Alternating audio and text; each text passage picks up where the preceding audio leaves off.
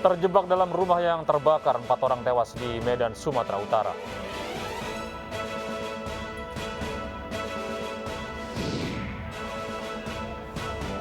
Usai diperiksa 7 jam, Irjen Verdi Sambo resmi dicopot dari jabatannya.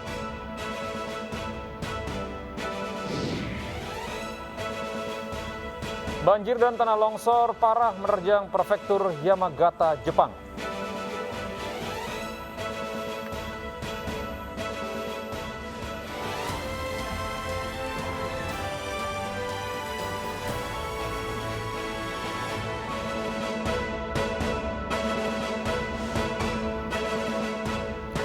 Halo, selamat pagi pemirsa. Kami hadir kembali dalam News Pagi melengkapi informasi Anda pada pagi hari ini. Selain 3 berita utama tadi, kami juga akan hadirkan beragam informasi penting lainnya bersama saya, Gede Satria.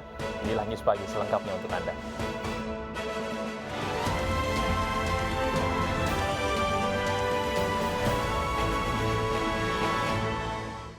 Pemirsa, 4 orang tewas terjebak dalam kebakaran 5 rumah di Medan, Sumatera Utara.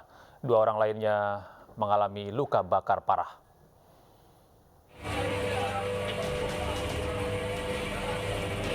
Kebakaran permukiman padat penduduk di Belawan, Kota Medan terjadi pada Kamis dini hari. 1 keluarga terjebak dalam kebakaran ini dan ditemukan tewas. 2 warga lainnya mengalami luka bakar dan dievakuasi ke rumah sakit. Warga bersama petugas pemadam kebakaran berupaya memadamkan kobaran api. Kebakaran diduga akibat arus pendek yang terjadi pada salah satu rumah. 5 rumah terbakar pada peristiwa ini. Ada korban deh? Korban ada 4 orang. 4 orang ya? Yang anak-anak? Satu keluarga? Yang satu keluarga anak beranak. Api berasal dari mana tadi? Personil kepolisian masih menyelidiki penyebab kebakaran yang menewaskan 4 orang. Dari Medan, Sumatera Utara, Rusli HR, iNews melaporkan. Sementara itu di Jember, Jawa Timur, sekelompok orang tak dikenal membakar sejumlah rumah. Selain membakar rumah, para pelaku juga merusak kendaraan milik warga.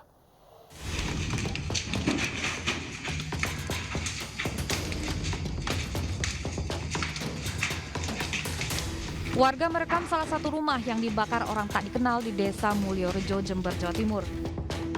Selain membakar 4 rumah, pelaku juga merusak 3 rumah lainnya serta menghancurkan 2 mobil dan 9 motor. Tidak hanya itu, salah satu bangunan yang dijadikan sebagai pabrik penggilingan kopi juga turut dirusak komplotan pelaku. Sangat menyayangkan aksi pembakaran rumah dan motor yang terjadi di Kecamatan Silo, karena lokasi tersebut juga merupakan sentra petani kopi. Kita berharap ke depan dengan kondisi saat ini, petani yang hidup tidak mau mati pun segan bisa merasakan keamanan dan kenyamanan di Republik tercinta ini. Warga melaporkan sejumlah pelaku juga mencuri uang tunai milik mereka. Tapi insya Allah dari Polsek sudah mengantongi data-data. Untuk kerugian material kemarin ada laporan, ada uang yang hilang itu yang pertama sekitar 164 juta. Hingga kini belum diketahui motif pelaku pembakaran, namun kejadian ini telah 2 kali terjadi. Warga mendesak agar pihak berwajib mengusut tuntas kasus ini. Dari Jember, Jawa Timur, Bambang Sugiyarto, iNews melaporkan. Limbah kapal dan perahu bekas terbakar di dermaga Pelabuhan Panarukan, Kabupaten Situbondo, Jawa Timur. Hembusan angin dan suhu panas membuat api dengan cepat menyebar ke tumpukan limbah kayu.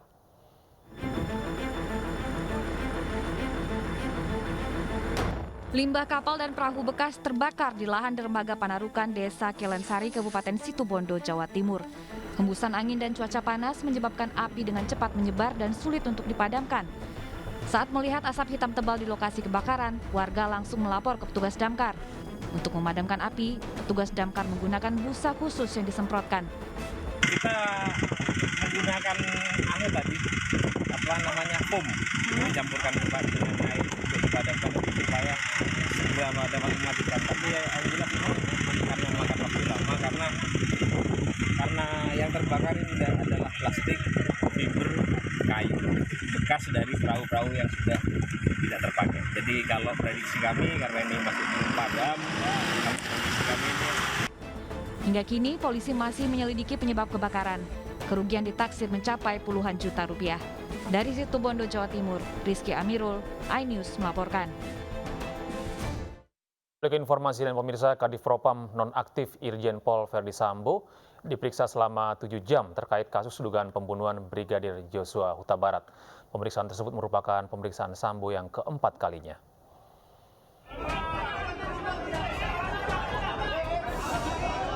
Kepala Divisi Propam nonaktif Irjen Pol Verdi Sambo menjalani pemeriksaan sebagai saksi kasus dugaan pembunuhan Brigadir Joshua Huta Barat selama 7 jam di Bareskrim Polri.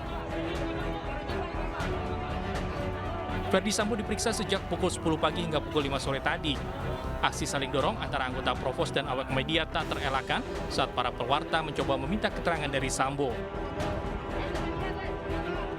Saya sudah memberikan keterangan apa yang saya ketahui, saya lihat, saya saksikan terkait dengan peristiwa yang terjadi di rumah dinas saya Duren 3. Mari sama-sama kita percayakan kepada tim khusus yang akan menjelaskan secara terang-benderang. Itu saja yang bisa saya sampaikan. Untuk lengkapnya silakan tanyakan kepada penyidik. Sambo telah 4 kali diperiksa dalam kasus kematian Brigadir Joshua. Sebelumnya dirinya telah diperiksa sebagai saksi oleh penyidik Polres Jakarta Selatan dan penyidik Polda Metro Jaya. Jenderal Bintang 2 ini pun bahkan meminta maaf kepada Polri atas kasus penembakan yang terjadi di rumah dinasnya di Kompleks Polri Duren 3, Jakarta Selatan. Dari Jakarta, Tim Liputan iNews melaporkan. Tim khusus Polri memeriksa 25 polisi terkait kematian Brigadir Joshua. Mereka diduga tidak profesional dan melanggar etika dalam penanganan di TKP penembakan. Selain ancaman mutasi, ke-25 polisi tersebut juga terancam pidana apabila ditemukan proses pidana. Dan berikut pernyataan Kapolri Jenderal Listio Sigit Prabowo beberapa waktu lalu. Personil Pati Bintang 3, Kombes 5 personil, AKBP 3 personil, Kompol 2 personil, Pama 7 personil, Bintara dan Tamtama 5 personil. Dari kesatuan di Propam, Polres, dan juga ada beberapa personil dari Polda. Dan tentunya apabila ditemukan adanya proses pidana, kita juga akan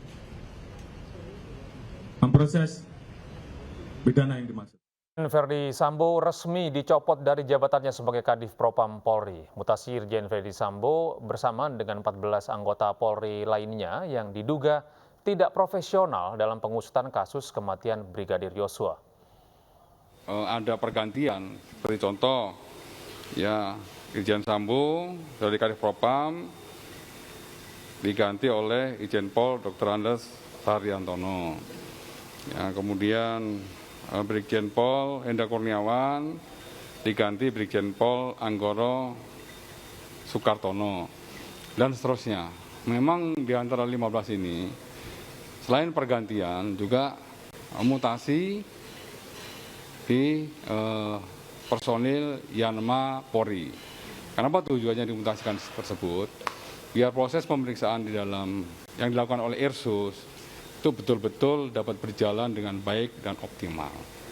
Sehingga hasilnya akan dijadikan rekomendasi untuk langkah berikutnya. Kalau misalnya ada pelanggaran kode etik, ya nanti dari Propam akan melakukan sidang kode etik. Demikian juga apabila nanti diketemukan pelanggaran pidananya, seperti yang ditegaskan oleh Bapak Kapolri, tentunya tim sus akan memproses sesuai dengan prosedur hukum yang berlaku. Polisi masih terus mendalami kasus terbunuhnya Brigadir Joshua. Polisi sejauh ini baru menetapkan Barada E sebagai tersangka kasus pembunuhan setelah memeriksa 43 saksi. Dan berikut pernyataan Kabareskrim Polri Komjen Agus Andrianto. Seperti yang rekan-rekan ketahui bahwa hasil penyidikan yang dilakukan, jajaran Bareskrim sudah memeriksa sampai dengan hari ini 43 saksi. 1 orang sudah ditetapkan sebagai tersangka. Rekan-rekan sudah mengetahui bahwa sangkaan pasal yang diterapkan adalah 338, Yunto 55, Yunto 56. Artinya bahwa kenapa tidak diterapkan 340? Karena ini masih rangkaian proses pendalaman dari temuan-temuan selama pemeriksaan oleh tim khusus. Setelah memeriksa 42 saksi, Bareskrim Polri akhirnya menetapkan Barada Eliezer menjadi tersangka tewasnya Brigadir Joshua. Barada Eliezer dijerat pasal pembunuhan persekongkolan dan turut serta atas kematian Brigadir Joshua.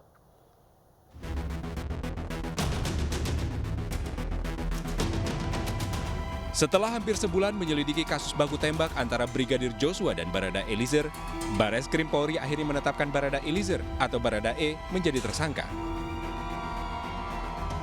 Penetapan tersangka setelah penyidik memeriksa 43 saksi dan alat bukti yang cukup. Menurut polisi, penetapan tersangka Barada E adalah tindak lanjut dari laporan yang dilayangkan tim kuasa hukum keluarga Brigadir Joshua. Polisi menjerat Barada E dengan pasal 338, junto pasal 55 dan pasal 56 KUHP tentang pembunuhan. Barada E terancam hukuman 15 tahun penjara. Pada malam ini penyidik sudah melakukan gelar perkara dan pemeriksaan saksi juga sudah kita anggap cukup untuk menetapkan Barada E sebagai tersangka dengan sangkaan pasal 338 KUHP, junto pasal 55 dan 56 KUHP. Pemeriksaan ataupun penyidikan tidak berhenti sampai di sini. Ini tetap berkembang. Sebagaimana juga rekan-rekan ketahui bahwa masih ada beberapa saksi lagi yang akan kita lakukan pemeriksaan di beberapa hari ke depan. Barada E sekarang ada di Bareskrim di Pidum. Setelah ditetapkan tersangka, tentu akan dilanjutkan dengan pemeriksaan sebagai tersangka. Dan langsung akan kita tangkap dan akan langsung ditahan. Barada E jadi sorotan publik usai baku tembak dengan Brigadir J di rumah dinas Kadif Propam nonaktif Irjen Pol Verdi Sambo. Barada E adalah seorang penembak nomor 1 di Resimen Pelopor Korps Brimob, sekaligus pelatih Vertical Rescue. 26 Juli lalu, Komnas HAM memeriksa Barada E bersama 6 ajudan Verdi Sambo lainnya. Barada E dinilai sebagai saksi kunci dalam kasus ini dan diminta mengurai kronologi penembakan. Sebelum jadi tersangka, Barada E juga pernah meminta perlindungan kepada Lembaga Perlindungan Saksi dan Korban atau LPSK karena mengaku mendapat ancaman. LPSK melakukan 3 kali pemeriksaan psikologis terhadap Barada E. LPSK menyebut Barada E harus menjadi justice kolaborator atau bekerjasama dengan penegak hukum untuk membuat terang peristiwa jika ingin mendapatkan perlindungan. Tim Liputan Anyus melaporkan. Balik informasi lain pemirsa, berpura-pura belanja, sepasang suami istri menyembunyikan barang curian di dalam rok. Naas aksi mereka terekam kamera pengawas hingga pelaku akhirnya diciduk polisi.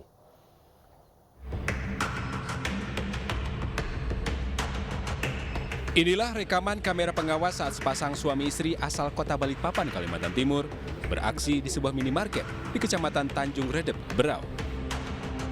Saat beraksi, pelaku berpura-pura menjadi pembeli. Saat penjaga minimarket lengah, pelaku mencuri sejumlah barang dagangan. Barang curiannya disembunyikan di dalam rok sang istri. Kedua pelaku merupakan komplotan pencuri lintas kota dan sudah beraksi di 8 TKP berbeda. Barang-barang yang diambil itu berupa sembako yang nantinya akan dibawa ke Balikpapan dan dijual di Balikpapan. Selain menangkap kedua pelaku, sejumlah barang bukti berupa sembako senilai 15 juta rupiah juga ikut disita. Untuk mempertanggungjawabkan perbuatannya, para tersangka dijerat pasal pencurian. Dari Berau, Kalimantan Timur, Zuhri, Anyus melaporkan. Pemirsa, anggota geng motor di Maros, Sulawesi Selatan serang warga di pinggir jalan tanpa sebab jelas. Anyus Pagi akan segera kembali.